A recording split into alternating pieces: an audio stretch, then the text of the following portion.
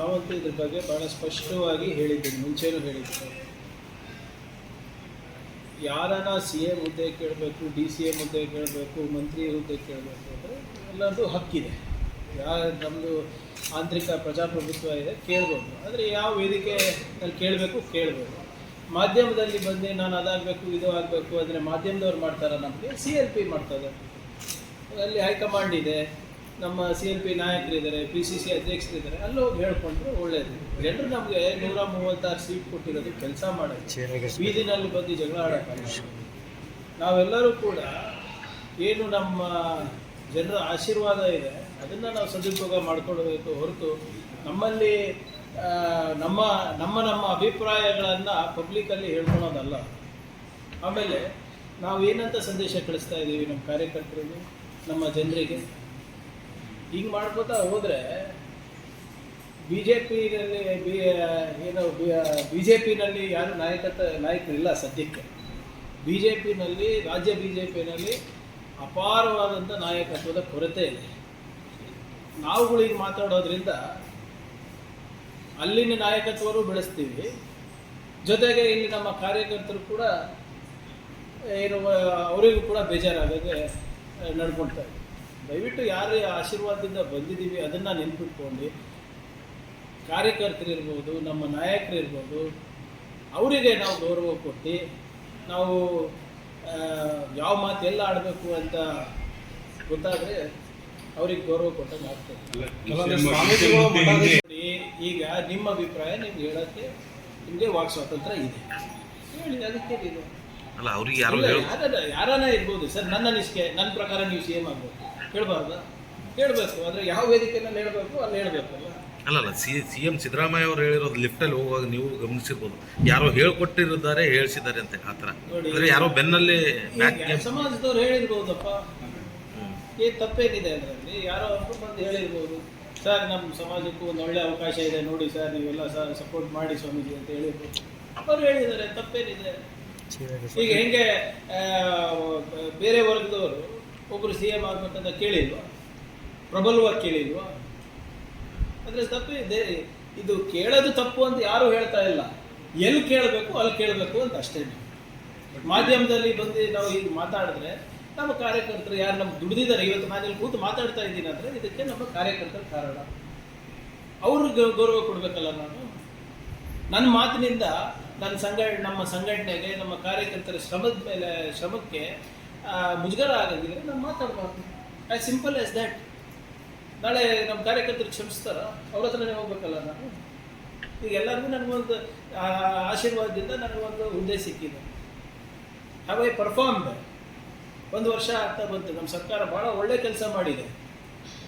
ಆಗಲಾರ್ದಂಥ ಮಸೂದೆಗಳು ನಾವು ಬಿಲ್ಗಳನ್ನು ತಂದಿದ್ದೀವಿ.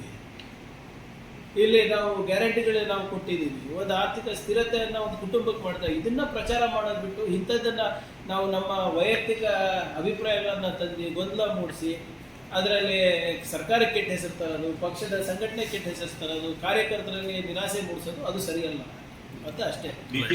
ಎಲ್ಲರಿಗೂ DCM ಮಾಡಿ, ನಾನು ಅವತ್ತೇ ಹೇಳಿದ್ದೀನಿ.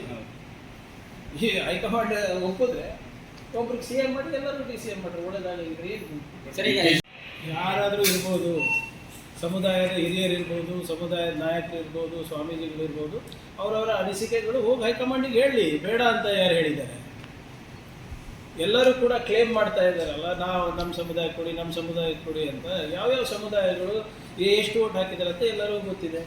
ಯಾವ ಸಮುದಾಯಗಳಿಗೆ ಪ್ರಾತಿನಿಧ್ಯತೆ ಸಿಕ್ಕಿದೆ ಸ್ವತಂತ್ರ ಸಿಕ್ಕ ಮೇಲೆ ಕರ್ನಾಟಕದಲ್ಲಿ ಮುಖ್ಯಮಂತ್ರಿಯಾಗಿ ಅದನ್ನು ಗೊತ್ತಿದೆ. ಹಾಗಂತ ಎಲ್ಲರೂ ಕೇಳೋಕ್ಕಾಗ್ತದ? ಈಗ ಅಟ್ಲೀಸ್ಟು ಕೆಲವು ಸಮುದಾಯಗಳಿಗೆ ವೇದಿಕೆಗಳಿವೆ, ಕೆಲವು ಸಮುದಾಯಗಳಿಗೆ ಏನು ಮಠಾಧೀಶ್ವರಗಳಿದೆ, ಕೆಲವು ಸಮುದಾಯಗಳಿಗೆ ಪ್ರಬಲವಾದಂಥ ಧ್ವನಿ ಇದೆ, ಗಟ್ಟಿ ಧ್ವನಿ ಇದೆ ಕೇಳಕ್ಕೆ. ಕೆಲವು ಸಮುದಾಯಗಳು ಹುಟ್ಲಿಂದ ಕಾಂಗ್ರೆಸ್ಸೇ ಮಾಡ್ತಾ ಇದ್ದಾರಲ್ಲ, ಧ್ವನಿನೂ ಇಲ್ಲ, ಮಠಗಳು ಇಲ್ಲ, ಸ್ವಾಮೀಜಿಗಳು ಇಲ್ಲ. ಆಗ ಅವ್ರೇನು ಮಾಡಬೇಕು? ಈ ಚುನಾವಣೆಯಲ್ಲಿ ಯಾವ್ಯಾವ ಸಮುದಾಯಗಳು ಎಷ್ಟೆಷ್ಟು ಓಟ್ ಬಿದ್ದಿದೆ ಅಂತ ಎಲ್ಲರೂ ಗೊತ್ತಿದೆ. ಯಾವ ಸಮುದಾಯಗಳು 100ಕ್ಕೆ 100 ಮಾಡಿದ್ದಾರೆ, ಯಾವ ಸಮುದಾಯಗಳು 40% ಮಾಡಿದ್ದಾರೆ, 50% ಮಾಡಿದ್ದಾರೆ, ಎಲ್ಲ ಗೊತ್ತಿದೆ ಅಲ್ಲ. ಕೆಲವು ಸಮುದಾಯಗಳಿಗೆ ಪ್ರಬಲವಾದಂಥ ಧ್ವನಿ ಇದೆ, ಕೇಳ್ತಾರೆ. ಕೆಲವು ಸಮುದಾಯಗಳಿಗೆ ಧ್ವನಿ ಇಲ್ಲ, ಕೇಳೋಕ್ಕಾಗೋದಿಲ್ಲ. ಆದರೆ ಓಟ್ ಮಾತ್ರ 100% ಹಾಕಿದ್ದೀವಲ್ಲ, ಹಾಗಂತ ನಾವು ಪಕ್ಷಕ್ಕೆ ನಷ್ಟ ಆಗುವಂತೆ, ಸರ್ಕಾರಕ್ಕೆ ನಷ್ಟ ಆಗುವಂತೆ, ಸಂಘಟನೆಗೆ ನಷ್ಟ ಆಗುವಂತೆ ನಾವೆಲ್ಲ ಮಾತಾಡಿದ್ದೀವಿ ಯಾರನ್ನ? ಡಿಸಿಎಂ ಹೆಚ್ಚುವರಿ ಕೂಗಿನ ಹಿಂದೆ ಸಿದ್ದರಾಮಯ್ಯ ಅವರು ಕೈವಾಡಿದೆ ಅಂತ ಪ್ರಹ್ಲಾದ್ ಜೋಶಿ ಮಾತಾಡಿದರು. ಪ್ರಹ್ಲಾದ್ ಜೋಶಿ ಅವರಿಗೆ ಅವ್ರ ಮನೆ ಬೆಂಕಿ ಹಾಕ್ಸ್ಕೊಳಕ್ಕೆ ಹೇಳಿದ್ದು ಅಷ್ಟೇ. ಈಗಾಗಲೇ ಡೆಲ್ಲಿನಲ್ಲಿ ಹೋಗಿ ಒಂದು ಲಾಬಿ ಕೂತಿದ್ದು, ಇವರು ವಿಜೇಂದ್ರ ಅವ್ರು ಚೇಂಜ್ ಆಗಬೇಕು, ಆರ್ ಅಶೋಕ್ ಚೇಂಜ್ ಆಗಬೇಕು ಅಂತ. ಇವತ್ತು ನೋಡಿ ಒಂದು ಚಾನೆಲ್ನಲ್ಲಿ ಅರ್ಧ ಗಂಟೆ ಪ್ರೋಗ್ರಾಮ್ ಹಾಕಿದಾರಲ್ಲ, ಆರ್ ಅಶೋಕ್ ಅವರು ಸಮರ್ಥವಾಗಿ ನಿಭಾಯಿಸ್ತಾ ಇಲ್ಲ ಅಂದ್ಬಿಟ್ಟು. ಫಸ್ಟು ಅವ್ರ ಮನೆ ನೋಡ್ಕೊಳಕ್ಕೆ ನೋಡಿ, ನಮ್ಮ ಮನೆ ಏನೂ ಆಗಿಲ್ಲ ಇರ್ತವೆ. ಒಂದು ಮನೆ ಅಂದರೆ 4 ಮಾತು ಇದ್ದೇ ಇರ್ತವೆ. ಇದೇ BJPನಲ್ಲಿ CM ಕುರ್ಚಿಗೆ 2,000 ಕೋಟಿ ರೂಪಾಯಿ ಕೊಡ್ತಾ ಮಾರಾಟಕ್ಕಿತ್ತು ಅಂತ ಯಾರು ಹೇಳಿದ್ದು? ಮೇಲ್ಗಡೆ ಹೈಕಮಾಂಡಲ್ಲಿ 2,000 ಕೋಟಿ ರೂಪಾಯಿ 2,500 ಕ್ರೋರ್ಸ್ ಕೊಟ್ಟರೆ CM ಆಗ್ಬೋದು ಅಂದ್ಬಿಟ್ಟು ಯತ್ನಾಳವ್ರು ಹೇಳಿದಲ್ವಾ? ಅದೇನು ಜೋಶಿ ಅವರಿಗೆ ಕೊಡಬೇಕಾಗಿತ್ತ ದುಡ್ಡು? ಸರ್, ಈಗ ಸ್ವಾಮಿ ನೋಡಿ, ಎಲ್ಲರದ್ದು ಅವ್ರದ್ದಾದಂಥ ಒಂದು ಶ್ರಮ ಇದೆ ಪಕ್ಷ ಕಟ್ಟಲಿಕ್ಕೆ. ನಾನು ಕಲಬುರಗಿನಲ್ಲಿ ಮಾಡಿದಂಥ ಕೆಲಸ ತುಮಕೂರಿನಲ್ಲಿ ಮಾಡೋಕ್ಕಾಗಲ್ಲ, ಅವ್ರು ತುಮಕೂರಿನಲ್ಲಿ ಮಾಡಿದಂಥ ಕೆಲಸ DK ಶಿವಕುಮಾರ್ ಅವರು ಅಲ್ಲಿ ಹೋಗಿ ಮಾಡೋಕ್ಕಾಗಲ್ಲ. ಹೌದಾ ಇಲ್ಲ? ನಾವೆಲ್ಲ ಸೇರಿದ್ರೆ ತಾನೇ ಕಾಂಗ್ರೆಸ್ ಆಗೋದು. ಒಬ್ಬೊಬ್ಬರು ಈಗ ನಾನು ಚಿತ್ತಾಪುರ್ನಲ್ಲಿ ಮಾಡಿದಂಥ ಕೆಲಸ, ಅರ್ಧದಲ್ಲಿ ಮಾಡಿದಂಥ ಕೆಲಸ ಬೇರೆ ಯಾರನ್ನ ಮಾಡಬೇಕಾಗ್ತದೆ, ಅವರೇ ಮಾಡಬೇಕಾಗ್ತದೆ. ಆದರೆ ನಾವೆಲ್ಲ ಒಗ್ಗಟ್ಟಾಗಿದ್ದಾಗೆ ಕಾಂಗ್ರೆಸ್. ಸೊ ಅವ್ರ ಯಾರೇ ಇರ್ಬೋದು, ಈಗ ನನಗೆ ಇಷ್ಟನೋ ಕಷ್ಟನೋ ನನಗೆ ಒಂದು ಹುದ್ದೆ ಸಿಕ್ಕಿದ ಮೇಲೆ I should respect that chair ಅಷ್ಟೇ. ಯಾರೇ ಇರ್ಬೋದು, ಆ ಕುರ್ಚಿಗೆ ನಾವು ಗೌರವ ಕೊಡಬೇಕು. ಅದು ಸಾಧಾರಣ ಕುರ್ಚಿ ಅಲ್ಲ, ಯಾರೇ ಇರ್ಬೋದು ಸರ್. ಈಗ ಕುರ್ಚಿ ಗೌರವ ಕೊಡಬಾರ್ದ? ಈಗ PCC ಅಧ್ಯಕ್ಷರು ನಾಳೆ ಅವರೇ ಆಗ್ಬೋದು, ಯಾರು ಇವತ್ತು ಬೈತಾ ಇದ್ದಾರೆ ಅವರೇ ಆಗ್ಬೋದು. ಈಗ ಪಕ್ಷ ಕಟ್ಟೋದು ಒಬ್ಬರ ಕೆಲಸ ಅಲ್ಲ, ಎಲ್ಲರೂ ಶ್ರಮ ಪಟ್ಟಿರ್ತಾರೆ. ಕಲ್ಯಾಣ ಕರ್ನಾಟಕಕ್ಕೆ ಒಬ್ಬರು ಒಂದು 10 ಮಂದಿ ಮಾಡಿರ್ತಾರೆ, ಮುಂಬೈ ಕರ್ನಾಟಕಕ್ಕೆ ಒಂದು 10 ಮಂದಿ ಮಾಡಿರ್ತಾರೆ, ಬೆಂಗಳೂರು ಒಂದು 10 ಮಂದಿ ಮಾಡಿರ್ತಾರೆ. ಇವೆಲ್ಲ ಸೇರಿದ್ರೆ ನಾವು ಒಂದು ಕುಟುಂಬ ಆಗೋದು. ನಿಮಗೆ I don't care, you don't care ಅಂತ ಹೇಳಿದ್ರೆ, ನಾನು ಹೇಳೋದು ನಾವು ಈ ಕುರ್ಚಿ ಮೇಲೆ ಕೂತಿರೋದು ನಮ್ಮ ಕಾರ್ಯಕರ್ತರಿಂದ. ಸರಿ, ಮನೆಯೊಂದು 3 ಬಾಗಿಲು ಎರಡು ಕಡೆ ಹೊಡೆತ ಕೊಡಬಹುದಲ್ಲ? ಆಬ್ಸಲ್ಯೂಟ್ಲಿ ಅಂತದ್ದು ಯಾವುದೇ ಗೊಂದಲ ಇಲ್ಲ. Nothing that cannot be solve.